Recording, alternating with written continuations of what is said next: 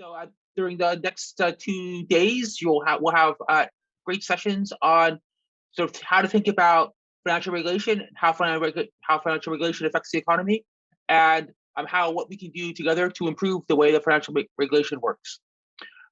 To open up the conference, I'd like to first pass over to Dr. Nair, the director of NISM.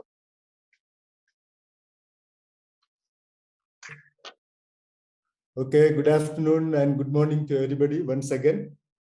I am delighted to be part of this program for multiple reasons.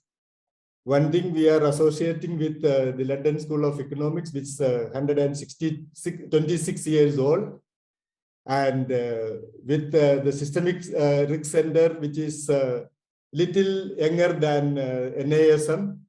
So it is we come in between, closer to the Systemic Risk Center. And the pedigree of all these organizations are well known across the globe. And so one of the reasons is that.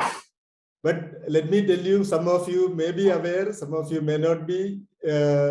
We had a past connection with the London School of Economics when its then director, Sir Howard Davies, was part of the governing board of NISM when it was set up in 2005, 6, 7 period.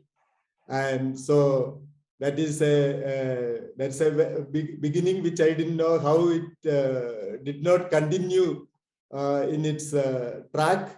Whatever may be the reason, I am very happy to see that we have come back. Sometimes friends go around the world and meet again in the same place. So it's like that we are meeting after a period of about 15 years after the first association at the highest level from London School of Economics. And today's meeting is the effort of lots of my colleagues and lots of you from the other side of the ocean. And particularly, I am grateful to take the names of Professor Julius Sen and Professor Kevin James, and the able support provided by both the co-directors of the Systemic Risk Center, Dr. Zaran and Dr. Danielson. All of you are there. So we are particularly grateful to you and your team in coming around and meeting somewhere in the world in our travel. And I am also grateful to Mr. Ajay Tyagi, Chairman of the Securities and Exchange Board of India, who linked us together in this initiative, who is incidentally the chairman of our board of governors as well. And I also gratefully acknowledge the role played by Dr. Narasimhan and Dr. Ladachari, who are also present here in taking it forward, and the entire team working with them, part of the NISM. So NISM is, as I told, a new organization trying to find its feet. And in the recent past, we have started running a little faster. And since it is before learning to walk steadily, we are a bit apprehensive, but the direction which we get from seminars and conferences or associations with SRC and LSC level organizations will definitely guide us in moving forward with steady feet. And I'm sure our association, which we are starting today, is just the beginning. And we will have several milestones to cover in our endeavor towards our further cooperation. So I expect the full support from the SRC as well as from LSC in general. And I also assure you the support from the side of NISM, whatever it is possible to take our joint initiatives and endeavors forward. Thank you once again for coming forward to have this association. And today to launch the first program as a conference, which is on a very important topic on rebooting financial regulation, which we have been trying to address that issue for the last almost 70, 80 years, ever since regulation became an important, regulatory authorities became an important part and parcel of our institutional landscape. And these deliberations, I am sure, will throw out some more important lessons for the policy makers and institution builders across the world as we discuss some of the issues, particularly after the global financial crisis and the efforts in recasting the regulatory authorities in various jurisdictions. And with these words, I rest for the time being, and I will come back when the session, when my talk starts. Thank you very much. Thank you very much. So now I'll pass over to Dr. J.P. Zaran, the co-director of the Systemic Risk Center. Thank you. I want to echo Dr. Nair's kind words. It's my turn to welcome you to this trailblazing event, definitely the first in, I hope, a very long series. And all of us at LSE have likewise benefited from our interactions with Indian thought leaders. I had no idea that Howard Davis was on the board of NISM. I also, John Danielson reminded me that we have another connection, more indirect, however, that I.G. Patel was both the head of the Reserve Bank of India and of the LSE. And at the time, he was dubbed the most influential Indian in the UK. For those of you who are yet to discover who we at the Systemic Risk Center are, we are an ESRC, Economic and Social Research Council funded, gold-plated research center. We sit within the Financial Markets Group that also started out as an ESRC research center and was founded by Charles Goodhart and Mervyn King.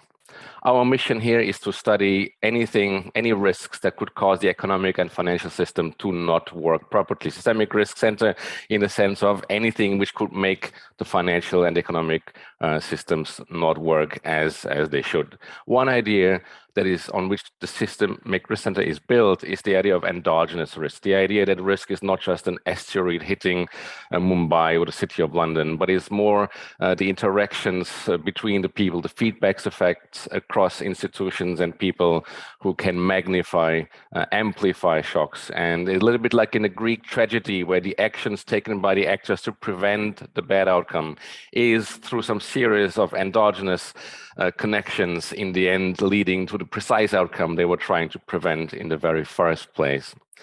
And so this idea that risk is endogenous was not necessarily accepted all that long ago, but definitely the great financial crisis has shown us the wisdom of this approach.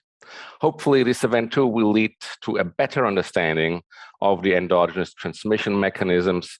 It is fair to say that we, certainly myself in academia, sometimes we focus too much on the endogenous risk within the financial system, already so vast, and how do banks lead to money market funds and vice versa. But we forget sometimes that the economic system is even bigger and is built on the financial system, and that finance really should not just be regulated to make itself safer for itself, but that it actually should work for the economy, for the wider economy. It improves the real economy. And so on that note, I'm proud that our team at LSE, Kevin, Julius, Peter, and the whole NISM team have worked on this agenda today, the aim of which is to improve our understanding of this nexus between finance and the wider economy. Thank you. Thank you very much, JP. Now, so before we start the first session, let me just go over a couple of housekeeping details and administration details. First, so each session will consist of 2 speakers, and each speaker will have up to 45 minutes to talk. They'll have up to 30 minutes to sort of give their presentation. Then we'll have 15 minutes of questions directly after each talk, rather than saving all the questions to the end of the session. Okay. And to ask questions, please use the Q&A box on the bottom of the screen. Once you type in your questions, the session chair will read out the questions and maybe combine relevant questions together and put them to the speaker themselves. That's that. Okay. I think with that, that's the key admin details. With that, we're ready to go. So I'll pass over to Dr. Venkachalam Shumagan of NISM for the first session.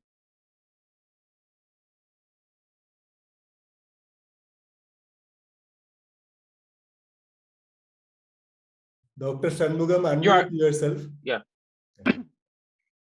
I'm sorry. Good afternoon to those of you who've joined from India, and good morning to those of you who joined from London, actually. And thank you, Kevin, for this opportunity that's provided to me to anchor this session. So I'm happy to anchor this exciting session with a unique practitioner and an academic mix. So the practitioner being Dr. Nair. Let me take the privilege of introducing Dr. Nair, actually. For those of us from the Indian securities market, Dr. Nair needs no introduction.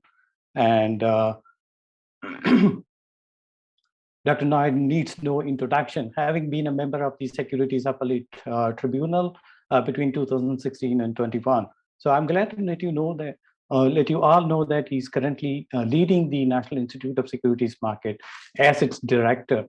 NISM, for those of you who may not know, is an educational initiative of the Securities and Exchange Board of India.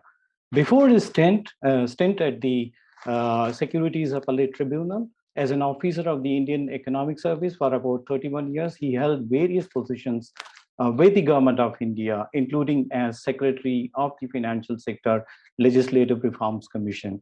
To those from the Indian securities market, we may also know this commission by the name Justice Sri Krishna Commission.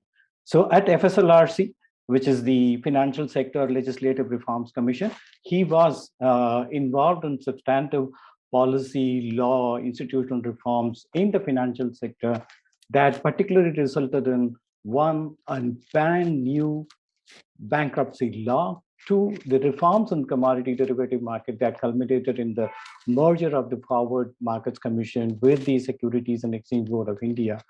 A key one is the reforms on the monetary policy framework, culminating in the formulation of a monetary policy committee approach by the central bank. That I can certainly vouch for. It has added over time period a lot of value and transparency to the monetary policy decision making of the central bank. So coming to the background of Dr. Nair, Dr. Nair has a PhD in economics from the premier educational institution in India, which is Jawaharlal Nehru University, especially in the area of market regulation. So he also has a double master's degree, one in development economics from the University of East Anglia, UK, and the other from the Kerala University. During his public service, he has been a member of several committees, working groups, task forces, dealing with various issues in the financial sector. And he has been an active contributor to India's leading business newspapers on various topical issues in the financial sector. So he's not only learning, but is also sharing those what you've learned in order for those to be issues to be changed over a period in time. With his around 40,000 feet view of the Indian regulation as a policymaker, his knowledge of various national approaches to the regulation of finance, financial markets, and the ground level experience of working with multiple regulators, Dr. Nair in this discourse diagnoses the current gaps in the India's financial sector reforms and ponders upon some of the potential remedies, primarily through appropriate attention to what Dr. Nair calls as the second order structures. So let me hand over the mic, and Dr. Nair, here is your podium. Thank you very much, Dr. Shanmugam, for those nice words. And when I am, let me first start with the statement that we are quite far from the FSLRC days, which submitted the report in 2013. Lot of subsequent events, particularly the onslaught of fintech into the financial market, has completely altered the situation on the ground. And to give an example, at the beginning itself, I was trying to log into the website of the Systemic Risk Center, which is the your center, but I was not allowed by my computer system to log into that system. And I could only read the Wikipedia page of the Systemic Risk Center in the process. So we are in an extremely interesting world, and where regulatory architecture also will have to address these sort of issues. With that opening words, let me tell you what I propose to do in my presentation. I would briefly touch upon the institutional underpinnings of regulation in various jurisdictions in terms of the constitutional limits put by on building regulatory structures. Then, as you are all aware, the financial market laws are incomplete laws because of the nature of the financial market itself. And as I just stated, the way financial markets have relationship with the technical world and the dynamic nature of the market in itself, irrespective of the growth of technology. And when we also talk about some of the regulatory jurisdictions where they claim to be more advanced and more capable of managing events, excluding probably the tail events, then we are talking of possibly weak correlation between the architecture, because some of the most complex architecture maybe might have been more better in terms of managing the risks, at least in the past. And FSLRC, the Financial Sector Legislative Reforms Commission, was set up during the time. It was, let me tell you, that idea was pre-global financial crisis idea in India, though it fructified during that time. So it was not as if we were building structures when the existing structure was on fire. We had thought about it during peace times. So, but only thing is that we started functioning, and report and other recommendations came forward subsequent to the global financial crisis. So I will deal with that a little bit in detail. And on first order, second order institutions, broadly, I would say the first order institutions are the frontline regulatory institutions, and second order institutions are like the systemic risk, failure resolution type of institutions. And I am just using these terms just to make a distinction. That distinction may not have a scientific basis, but from the perspective of the institution builders, definitely there is a difference in the focus between these institutions. And following the FSLRC recommendations, and even despite the recommendations, India also has been going ahead with regulatory reforms, and certain reforms have happened, which I will explain, and what remains, which need to be taken forward as we move ahead. This is the structure, and I will come to that.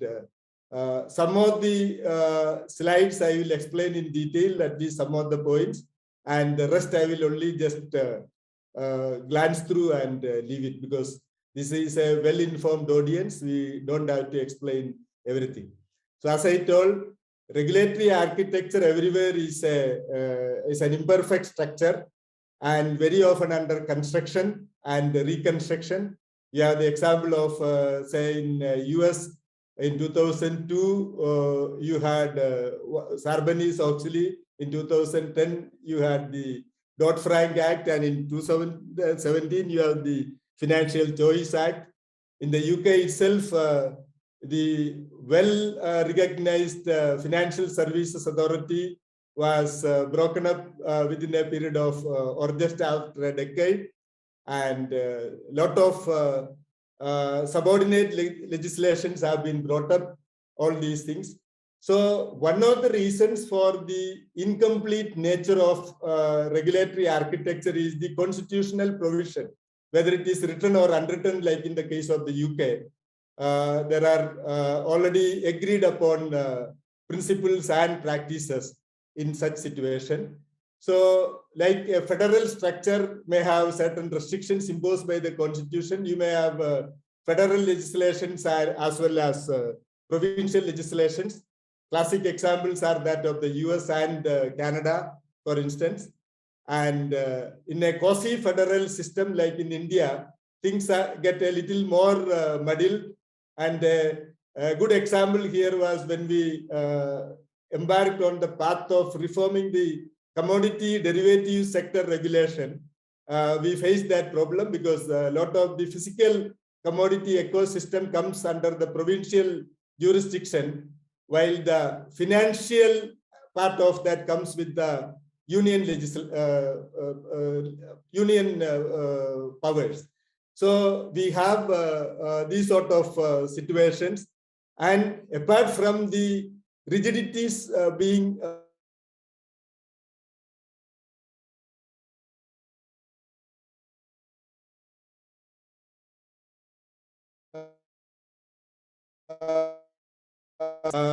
dynamic nature of the financial sector, and the various entity structures which are again amoebic in shapes. They also come in different shapes as they go ahead.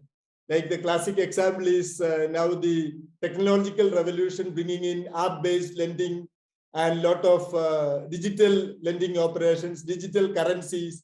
These are all part of the new innovation. So the dynamic nature of the financial sector gets amplified multiple times with the dynamics of the technology sector and the growing disruptions, which is actually disrupting almost every aspect of life. And in the process, the regulations and regulators are in a catch-up mode. So that is why they are incomplete. The laws will have to follow the catch-up mode, and the regulatory practices also have to follow. So some of these slides I have already explained. You have a super regulatory structure in Singapore, and then you have limited convergence in UK, Australia, and other this thing. So because of these incomplete structures and catch-up positions, we are always in a trial and error mode of regulation. And despite having differential structures, therefore, what we are talking about is probably not how to achieve a zero defect regulatory structure, but in achieving relative efficiency. As I said in the earlier, that probably we may not be able to address all the tail events, but we may have to push some of the tail events to the far end of the tails, rather than the tail starting at 90-degree level. Maybe we should try to push it to 98, 99, 99.9 levels. So that is how the efficiency is addressed. Or whether we are able to deal with a failure, for instance, the failure of a systemically important financial institution, for instance, how fast we take in resolving that issue, assuming that it's not a tail event of the post-Lehman crisis type of situation. How much efficiency with which you can, for instance, simple efficiency structure is that if a bank is failing, how fast the resolution authority can take over and distribute the money, at least the available money or whatever is guaranteed by the deposit insurance, wherever that guarantee is available to the deposit holders. So those are simple types of efficiency parameters, and also we judge a regulatory architecture in terms of whether our attitude or aptitude towards regulation is whether permitted unless explicitly prohibited, or prohibited unless explicitly permitted. So these are also situations where required where innovations and frontier experiments are needed, though at the same time without diluting much of the accountability aspects. So efficiency of regulatory architecture basically requires clarity of purpose and clarity of powers given to them, and the clarity of the accountability framework. So once these are there, and if reasonable clarity of the purpose as well as the reasonable powers are available, then we can judge the efficiency of these entities to a certain extent in terms of practical ground level issues. And the FSLRC context in this case was we had or we still have a lot of laws and organizations regulating the financial sector and related ecosystem. And some of the laws and a few of the organizations are relatively old structures, and I would say pre-regulatory structures in the sense of when regulatory authorities of the modern type came in the early 60s, when economists like George Stigler started speaking about regulatory capture, and some of the structures were predating structures of that time. And as I told, the big finance, which I mean the banks, the insurance companies, the big pension funds, etc., are under the central provisions, while the small finance, which are the cooperative banks, small NBFCs, chit funds, and those things are under-regulated, or they are in any case under the provincial regulatory authorities. And there is another category called nidhis, which in Sanskrit means treasure. But in effect, they have become treasures for their promoters and the people who run them, but not for the people, unfortunately, who participate in those things as depositors or loan borrowers or whatever it is. So we have a large segment of unregulated entities, and which are in the form of collective investment schemes. Then some of these small NBFCs itself, when they start, they are not in the radar of any of the regulatory authorities, because the Reserve Bank basically regulates only the big NBFCs. So till they reach a certain size, they are strictly speaking not under any regulation other than the registrar of companies, which is not a financial sector regulation. It is only the basic structures of any company which is registered under the Companies Act. So nor that regulator has any technical know-how specifically tailor-made for financial sector regulation. Another aspect in India, which is important and interesting, is the bundled approach to regulation, which means entity-based regulation, which of course in the recent past, there has been a lot of debate and cajoling and lot of efforts in moving away into activity-based regulation, and to some extent we have achieved. But let me tell you, it is not to the full extent which we have achieved, which is the situation in many parts of the world. So we believe that a regulator believes that once my baby, always my baby. So I want to protect or promote my baby from cradle to grave. And because of multiple regulators and this entity-based regulatory approach, we had several examples of regulatory flashpoints.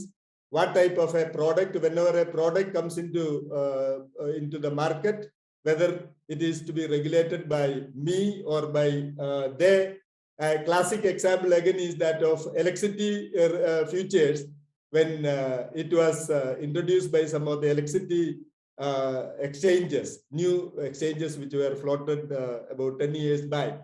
There was a classic flash between the commodity regulators, which was, the question was that whether electricity is a commodity or what is that? I mean, so, and the only known futures regulator at that time was only the then Forward Markets Commission. So they put their rights across to regulate that. And a lot of legislations were amended, though they were old, but they were amended in response to specific situations, which we very often say to address corner solutions. And in the process, the shape and the broad framework of that legislations themselves had become very muddled and at times contradictory. So in this context, the FSLRC was asked to completely relook at the regulatory architecture, including the regulatory laws, and to suggest the recommendations for a modern financial sector with whatever components are needed. So the basic principles underlying the recommendations are these, that the Commission or the FSLRC came out with a single uniform code for the financial sector, where all the regulatory related legislations had to be repealed and a new code had to be formulated. And the regulatory approach was a principle come rule-based approach. Wherever prescription was needed, you need to give, but basically try to address fundamentally on a principle-based basis. And as I told, the agencies had to have clear tasks so that no agency could say or put the blame onto another agency because of the lack of cooperation from the other agency. I could not come out in flying colors. So the tasks had to be clear. Powers are again clear, and clear accountability mechanism to the parliament. And since the commission did not recommend a super regulatory authority, there again continued to have a few regulatory authorities. The next slide will show what they are. And we also provided for a clear coordination mechanism. And the entire effort of everything was with the financial consumers at the core of attention.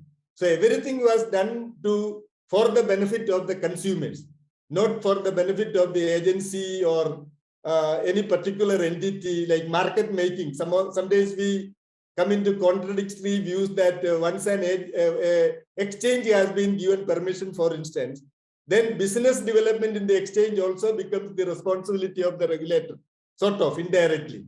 So that again, we have given clear guidelines relating to that type of developmental role and kept the regulators away from performing such roles.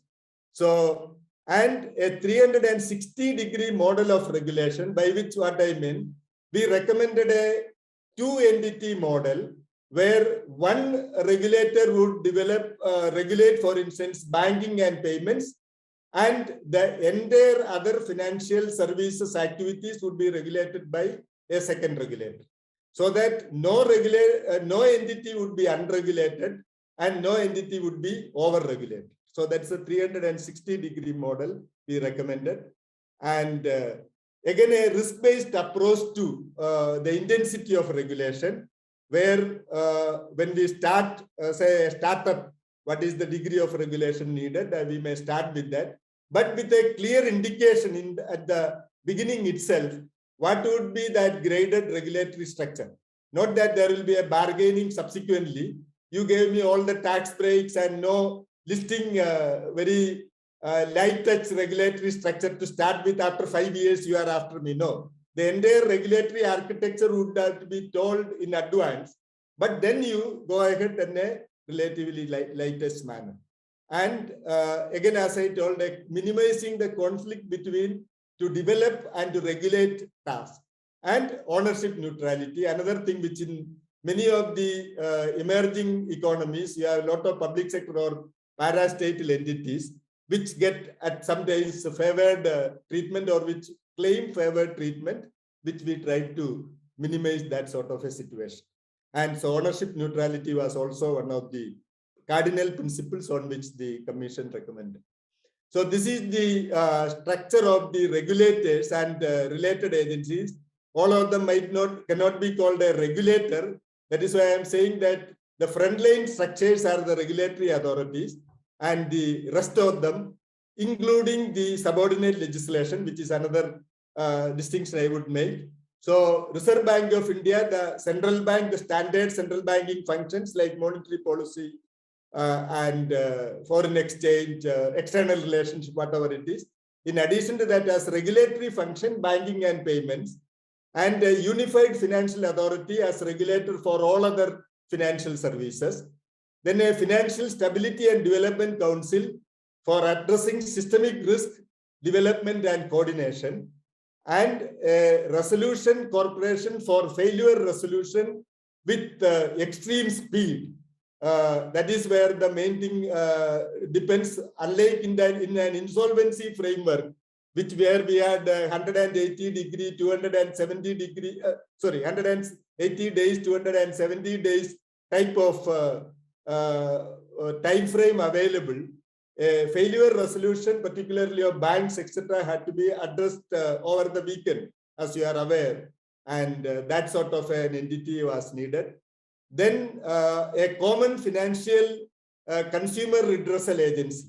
I mean, to give a focus to the redressal of consumer complaints, then a public debt management agency, and to provide a converged or unified legal process, a financial sector appellate tribunal, which would come between the regulators and the Supreme Court of India as the first level of appellate process. These are the 7 agencies which were recommended by the FSLRC. And post FSLRC, these are the main thing which happened. We have merged the FMC and the SEBI, and we have strengthened the monetary policy framework, first through an executive order called the Executive Framework Order, and then amended the Reserve Bank of India Act and incorporated the necessary legal provisions for a statutory monetary policy committee, and that is already going on. Then we had come out with a brand insolvency and bankruptcy code of India in 2016. Most of you are well aware of the developments. Anyway, we have a session on that issue. And we have come out with a few other new regulatory authorities. You have a National Financial Reporting Authority for as a regulatory authority between the self-regulation, above the self-regulatory authority for accounting standards. And then you have an International Financial Services Center Authority for the newly set up International Financial Services Center in Gujarat, near Gandhinagar or in Gandhinagar. And but the second order structures, like where some of them we had thought about it. One of them was bringing in a new resolution framework, though the Financial Sector Legislative Commission recommended a resolution corporation, but the government came out with a name, Financial Resolution and Deposit Insurance Authority is the name given by the government, and they had introduced a bill. In any case, that is what the Commission also recommended, merging of the Deposit Insurance Corporation, which is already existing under the aegis of the Reserve Bank of India. And so it is a combined institution, an existing one and a new one. But this structure is still not legally in position, nor practically in position. It is waiting for the clearing of the bill. And another thing which happened is that there has been lot more attention on governance of the regulatory authorities. What are the process to be followed in issuing regulations, in bringing out orders of punishment or on violations, all these aspects, apart from, of course, on companies or other entity structures.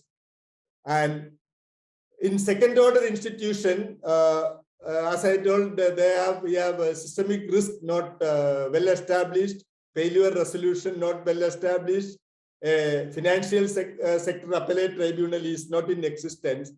Cross-border laws are again not that developed yet in many areas, and many of the unregulated areas continues. And the latest is the cryptocurrency debate which is going on, which many of you may be aware, and how to develop, who regulates those issues. And another important point which I want to highlight is that in the second order institution is the subordinate legislations. So when I am talking of second order structures, it's not only the organizations which, like the regulatory entities or a resolution entity, but the subordinate legislations in the form of rules and regulations also do not get sufficient attention from the areas where attention is required.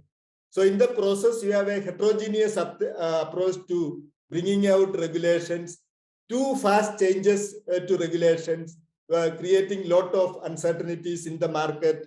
And so which is another second order institutional aspect which we need to address much more.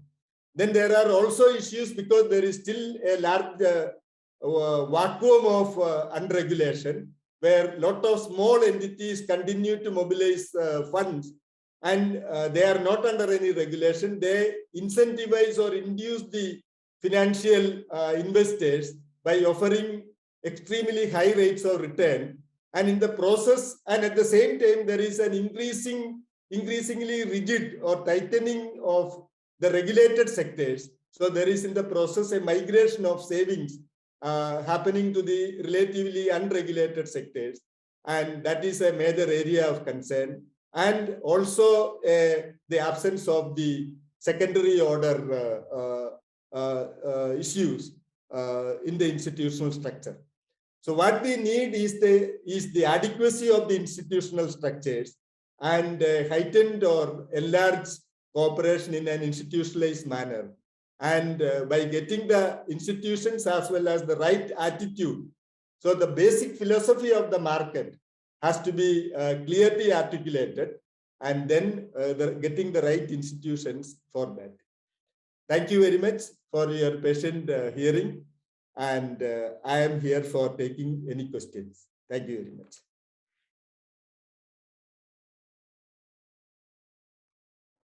Thank you, Dr. Nair, for that interesting presentation and the insights from the experience that you gained from working with FSLRC. You rightly indicated that our regulations and regulatory practices are in a catch-up mode. And in the catch-up mode, we are in a trial and error mode.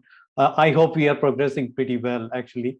And you've also highlighted that clarity of purpose and reasonable powers to the regulatory entities are essential in order to promote innovation and appropriate regulations of new and innovative instruments as well, actually.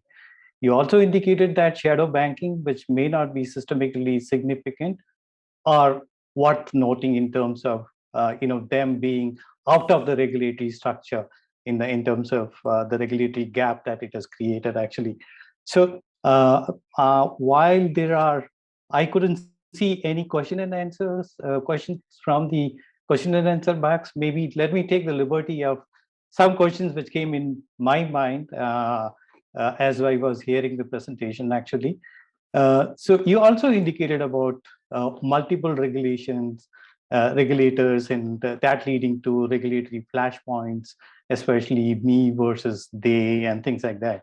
Would a common code be end to that kind of a regulation? And that also, reminds me about the point that you noted about the subordinate legislations and the main legislations working in counter, directions, actually, not resolving the problem, actually. So maybe, having looked at it and having worked with the US government, so there is one code, which is Code of Federal Regulations, which basically, connects all the regulators with one code, actually.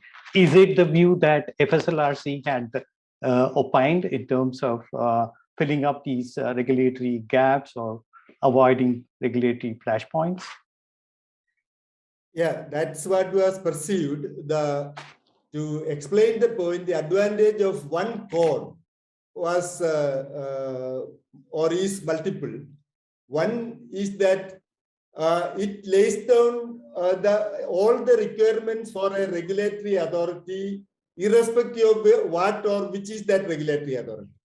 So you have one or a few chapters dedicated to what should be a regulatory authority and how it should be constructed. And the entire behavioral aspect of a regulatory authority are also defined. So the advantage of that one code, irrespective of whether you wanted one regulatory authority or two regulatory authorities or even a few regulatory authorities, you needed to only just plug in or plug out. So the basic framework was already there. Okay. And which included, of course, the coordination framework. You cannot overrule that. No regulatory authority could have inserted a chapter for giving them extra independence or extra powers or whatever it is. So okay. Their framework is well defined, and the accountability and the coordination accountability was well framed. So okay. Definitely a uniform code, adoption of the uniform code, apart from removing all the language-related clarity issues because of the century-old issue of the various legislations. would have provided this much sought after clarity and a very sleek document, which for the market as well as the players in the market to easily understand. And so that is a big thing which we have lost by not adopting that, I would say. I mean, Okay. more than whether it was one regulator or two regulator or three regulator. Doesn't matter. So we have one code of regulations, actually. Okay. We also have a question from one of the panelists, Professor Sen. He has asked us what happened to the IFC. Professor Sen, can you explain a little bit more so that Dr. Nair can respond appropriately from the perspective that you've asked for? I think that he may have been addressing that issue. There was a reference to an Indian financial code, which was prominent in 2013, 14, 15. And then now there are very few references to that code. But I suspect Dr. Nair was addressing that issue in his comments just now. And if that's the case, then my question would be, where does it stand at the moment? The code exists or is in draft or is in process? Is it applied and implemented? The recommendations of the commission was in 2 volumes. One was the report, volume 1, and the volume 2 was the draft bill. And the draft bill is what we named as Indian Finance Code, IFC. So that was submitted to the government. Government has not accepted it in its totality, definitely. So as a document, it exists, but beyond that, it doesn't have any life as on today. But parts of the recommendations which were present in that code is what I said, like partial convergence of market regulation, like commodity and securities getting merged. And the monetary policy framework through a monetary policy committee. These were all recommendations of which were part of the commission and as well as in the code, in the draft bill. So in another word, I can say that some of the recommendations in the code were accepted in part and implemented in part. But the code in its totality is neither implemented nor, as I understand right now, there is nor any plan to implement in totality. Thank you, Dr. Nair. So sorry, Kevin, please go ahead. I can ask a question as well. So, so you have a series of reforms, some of which have taken effect already. Is there some plan to sort of track how effective these reforms have been? So you could go back in 5 years and say, oh, we merged the SEBI and the Forward Markets Commission, and it's had these beneficial effects, or is there some built-in way of assessing that so that, it's a couple of years that you can go back to the government and say, yes, we did these reforms, and yes, they worked, or yes, they didn't work, or something like that? We have global examples of multiple types in terms of these questions which you have raised, which you are aware of. Sometimes suddenly what happens, if even a person can make a lot of difference. I mean, sometimes a person in a leadership position, either at the level of the PM or at the level of the finance minister, sometimes may be faced with a crisis situation. Sometimes it may be a very calm and quiet situation when he or she has certain interest in relook at the financial sector regulatory architecture. So these type of reports, which are high-powered commissions and committees, in the past, the government has definitely relooked at that at different stages, and a lot of reforms have been brought in by going back into that relook mode. And it can certainly happen. And the example of the experiments or the experience from merger of SEBI and FMC could be at that time made available to support if the proposal is towards merger, to support a merger proposal, definitely. So it is a question of both institutional spirit combined with an individual spirit, which has to come up for carrying forward any systemically important reforms. And And then maybe a crisis is the one which definitely push big picture reform agenda. I mean, that is a general trend globally.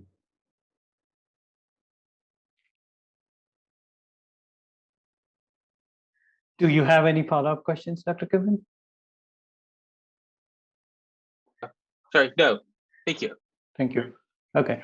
So, so I'm still not seeing any questions. So that leaves me with the liberty to ask you a little bit more, because I have about 10 minutes to, close your session. So, being from the industry, Dr. Nair, so I always looked at, like, compared the regulatory regimes, especially in UK, EU, or US, or maybe sometimes Australia. So I've seen that, like, what a phenomenal way by which they have a principle-based approach in terms of regulating entities rather than a rule-based approach. And so why don't we move towards principle-based approach is a wish that I had always been having from the industry. But looking at what has been happening and how even the rules are being breached by different market participants. So I also understand that there is, certain concerns in moving towards a principle-based approach from a rule-based approach. So my question to you is that, what's your, idea that, what is the one which stops us from moving away from the rule-based approach in our regulations? Well, the main, first a little bit clarity. US definitely doesn't follow a rule-based approach. Doesn't follow a principle-based approach. Of course, UK and Australia do follow broadly principle-based approach. Having said that, one big constraint for finding comfort in principle-based approach is the degree of malfeasance or violations happening in your markets. Because sitting in the, bring in some personal anecdotes, sitting in the Securities Appellate Tribunal, I had multiple occasions to see interesting interpretation of the legal provisions by various parties who come on appeal before the judicial fora. And their interpretations are very often very, very interesting. I simply followed what I thought is the correct way of interpreting the principle.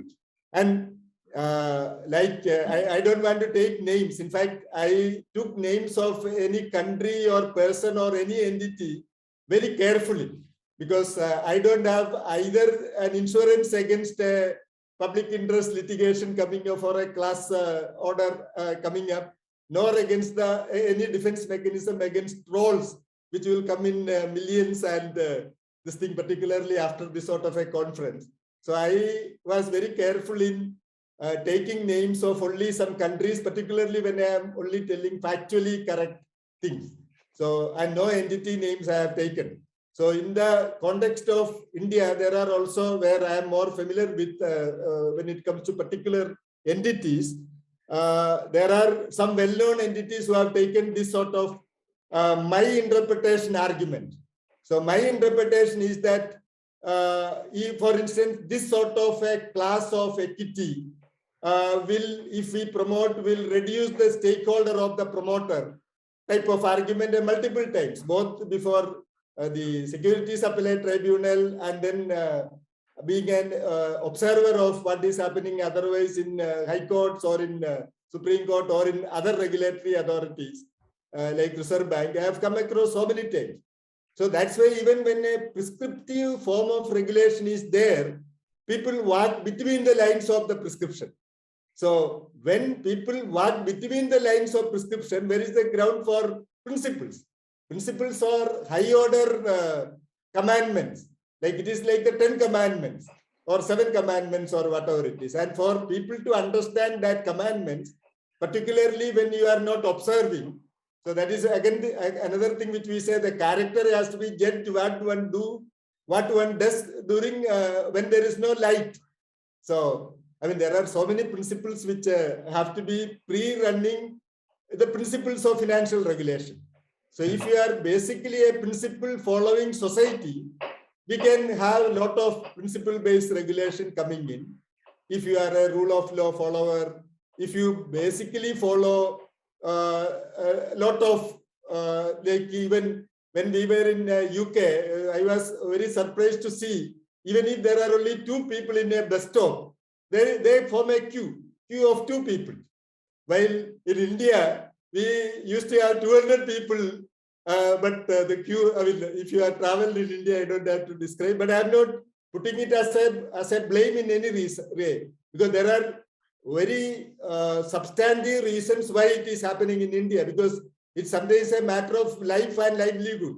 Somebody may be going to a hospital on a life and death issue. Somebody may be going to a factory or an office for livelihood issue. So if they miss that bus, then it can be dangerous on both the fronts. So there is sufficient reason for doing that. So there is nothing to blame, plus the population intensity or density, all those things.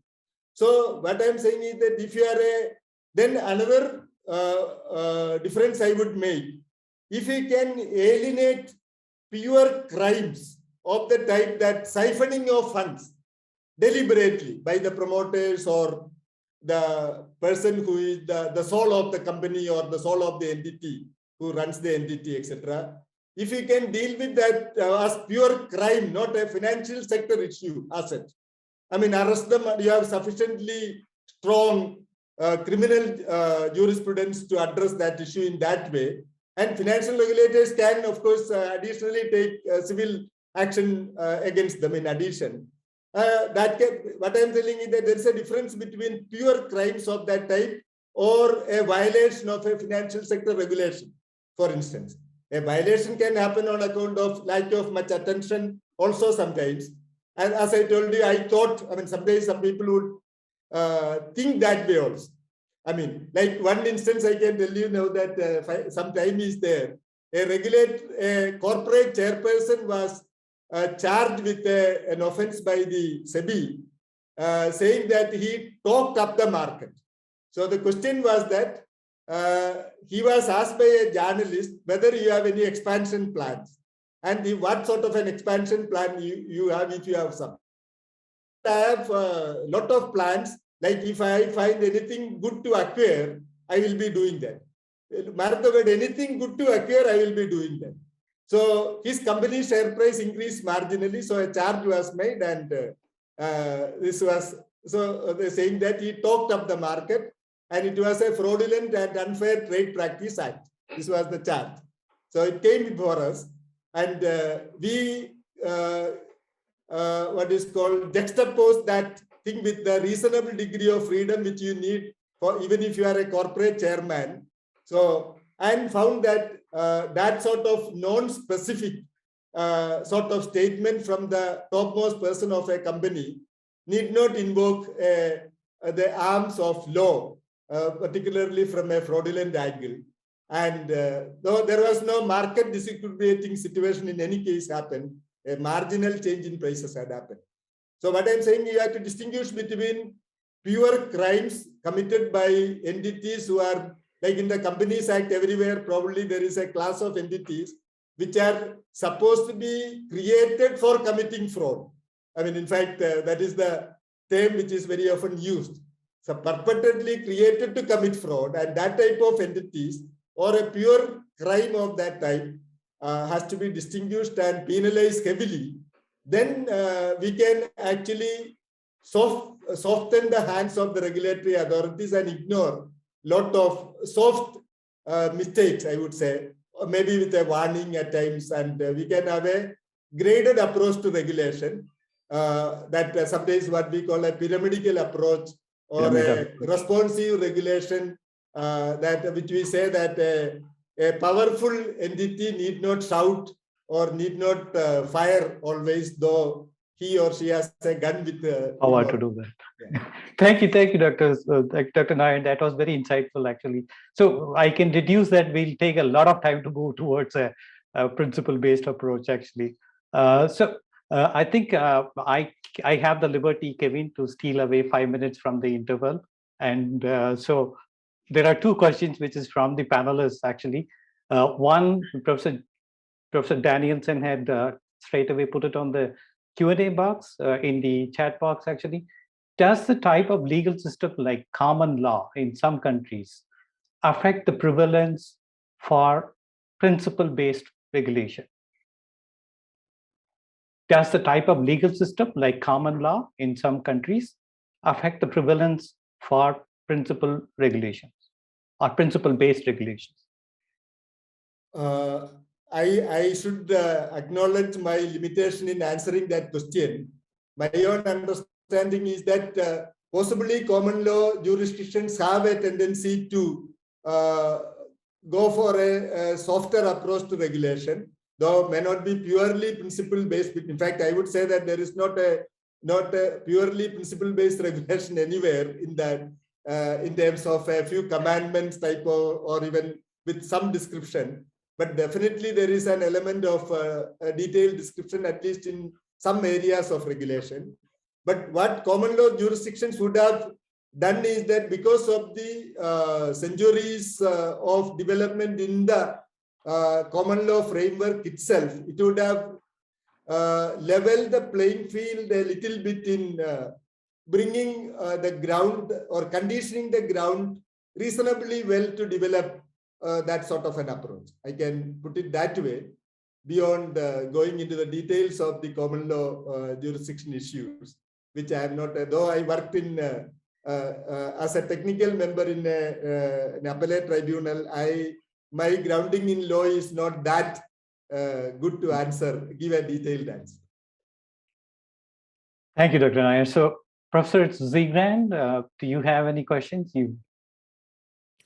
Just a short question on, so I know nothing about the Indian regulatory system, but how is the micro versus macro prudential regulation problem solved?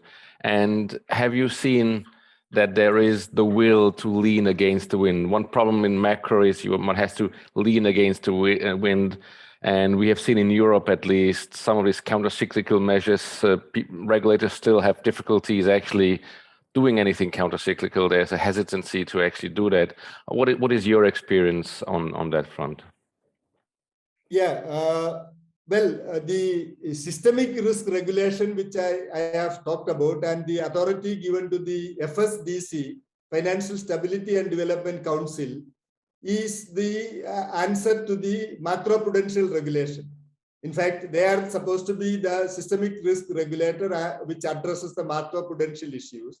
And all the other regulatory authorities are expected to address the microprudential issues. That is how the framework of the FSLRC had developed the question or the answer to your question. And having said that, though the FSDC, we wanted the FSDC to be a statutory authority.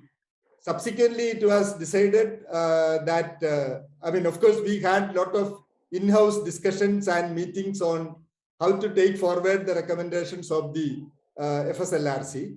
And a lot of discussion had happened. And in that context, one topic of discussion was whether the FSDC should be made statutory or not. So the answer was that for at least for the time being, it will remain non-statutory. So part of the development of the subsequent subordinate legislations in the process got blundered because there is no statute behind the functioning of the FSDC. So it remains more like a cooperative agency model where all the regulatory authorities are its members. They come together and discuss the issues and then handing over to the lead regulator type of thing.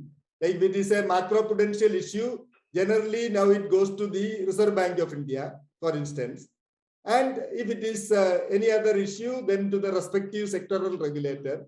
And in the real sector, if it is a macroprudential issue, then of course, there is the Competition Commission of India, which also address that type of an issue.